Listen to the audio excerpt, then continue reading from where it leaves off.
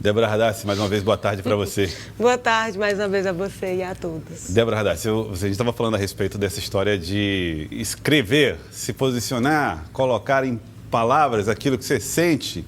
Isso em prosa, né, escrevendo um texto, é uma coisa. Em poesia parece que a coisa ganha uma outra dimensão. E eu nunca nem tinha parado para pensar nisso, até que você lançou aqui internamente o desafio para que a gente escrevesse poesia. Eu confesso que eu nunca tinha parado para pensar nisso. Para escrever poesia? É. Mas você escreve contos, crônicas? Não, por exemplo, reportagens, tranquilo. Redigir qualquer coisa, sossegado. Tudo que é prosa, para mim, está ótimo. Poesia foi um desafio. Poesia é difícil. Porque, na prática, quando a gente começa a escrever, de fato, ainda na adolescência, vai pelas rimas, né? Pelos sons, pela métrica. A ideia da métrica. Isso, aí você vai evoluindo até dar significados a novas palavras, a criar outras palavras, dar uma outra roupagem, né? No texto, na frase, enfim. E aí você vai meio que passando por etapas, né? E níveis. Tem a questão da técnica, tem a intuição e tem várias outras questões que influenciam, né, nessa escrita, que deixam a característica do escritor. Que, no caso, a nossa reportagem, a gente...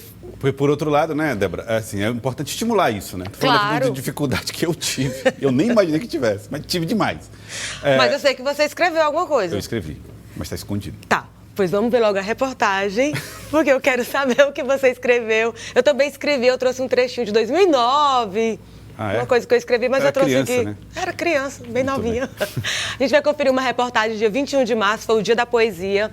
E a gente conversou com a grande poeta piauiense, que eu sou fã, assumo, a Graça Vilhena. E também a gente conversou com dois adolescentes que vêm se destacando na literatura piauiense. Vamos conferir. Graça Vilhena, poeta e professora de língua portuguesa, tem mais de 6 livros lançados e participações em várias antologias, incluindo As Mulheres Poetas na Literatura Brasileira, lançado recentemente em São Paulo. A poesia chegou em sua vida quando era pequena.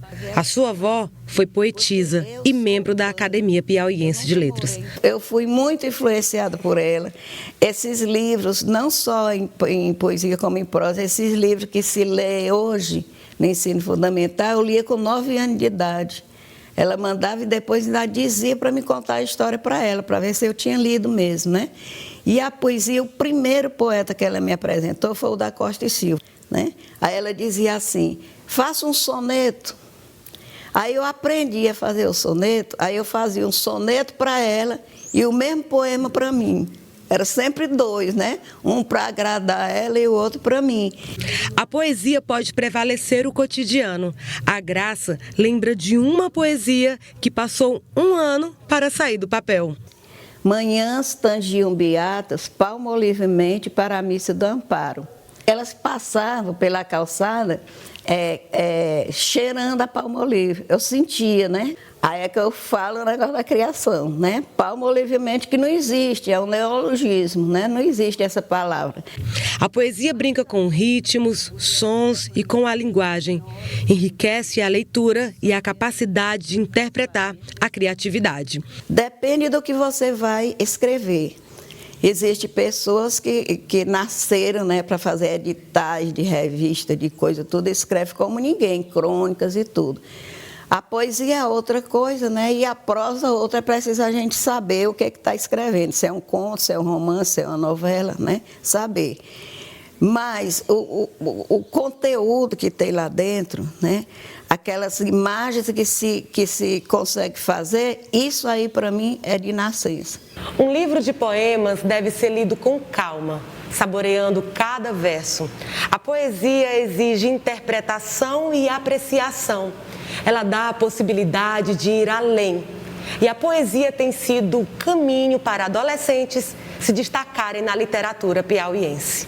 O poema faz parte de diferentes gerações. Letícia Sena lançou seu primeiro livro de poesias, Umas Rimas. Na obra, ela aborda temas sobre amizade, amor, meio ambiente. O que a escritora não esperava, aos 16 anos, cursando o 2º ano do ensino médio, ser presidente da Academia Juvenil de Letras na escola. Representa uma responsabilidade a mais, mas eu confesso que o trabalho é bem integrado. A diferença foi que eu passei a fazer parte mais da organização, da montagem, mas continuo participando na hora lá do show. O livro Reflexões da Madrugada, do Enzo Manuel, de apenas 14 anos, foi escolhido pela escola como paradidático. Eu me sinto lisonjeado e confesso que é bem interessante, porque eu, com 14 anos, vou poder tá passando escritas minhas para os meus colegas estudarem, eu mesmo vou estudar meu próprio livro, e então vai ser bem curioso para mim. A escrita para os adolescentes é uma aliada importante do conhecimento, uma realidade no presente e um plano para o futuro. Aqui eu já tenho um livro, já que eu penso em escrever, já comecei a escrever, inclusive alguns capítulos. Esse ano penso em lançar outro livro. Se vierem vindo mais ideias, eu posso pensar em colocá-las no papel, porque o ramo da literatura é um ramo muito rico.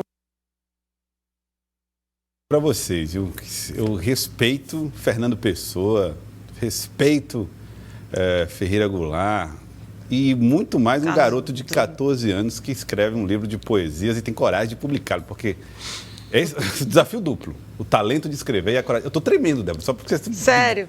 Você pediu aí para Eu pedi para você trazer um poema, ler pelo menos um trecho. Estou cada vez menos disposto a fazer isso. À medida que a reportagem vai fazer isso? Não, vamos lá. Vou fazer o seguinte. Primeiro eu quero dizer que a poesia ela pode existir de outras formas, inclusive nas imagens de um bom cinegrafista. Café Melo. Que escreve poesias maravilhosas ao lado de Adriano Pernambuco e tantos outros. A poesia é um negócio realmente que você exercita como leitor e escritor, no caso aí dos jovens escritores. Você tem coragem de ler o seu, Débora? Eu tenho. Eu não sei se o meu tá bom. Me desculpa, Graça Vilhena, se você está assistindo. Por favor, não considere os erros. Mas eu escrevi, Gelson, aqui em 2009. E andando pela cidade, pelo centro de Teresina e vendo como as casas estavam se transformando em estacionamentos. No comecinho. Isso incomodou você? Isso me incomodou e eu fiz uma poesia. Se chama R$1 a hora. Como pode tudo desabar? E a lembrança lá está. Tudo é estacionamento no meio do centro. Demoliu o patrimônio, Teresina só tem um dono, que se engana ao destruir como se fosse bonito ficar assim. Teresina grita, chora o passado soterrado. Foi bom isso. Foi bom? Foi bom isso. O meu também fala sobre desapego. De alguma maneira o seu também fala, né? Tá. Vou escolher um trecho aqui, hein, Débora? Vai. Viver e desviver um desapego insano. Grito, corro, pulo. Às vezes paro, fibrilo e mudo. E mudo, fico e permaneço desfeito. Pô, isso foi bom. Só um trecho, hein, Débora? Foi bom, foi bom, foi bom. Vou guardar de novo para ninguém ver nunca mais. Fiquei curiosa, quero saber o restante dessa poesia. Olha, dia 21 de março foi o Dia da Poesia. Dia da Poesia. Por isso essa semana importante, festejada pelo quadro Cartaz. Exatamente. E é um dia, Joel, por que a gente comemora o Dia da Poesia? Para trabalhar essa liberdade da escrita, trabalhar a imaginação. E cada vez mais é um dia para a gente falar dos nossos poetas e escritores do Brasil. E vamos encerrando por aqui. Uma ótima tarde, ótimo final de semana, Débora. Para você também e para você. Tchau. Grande abraço a todos. Tchau, tchau.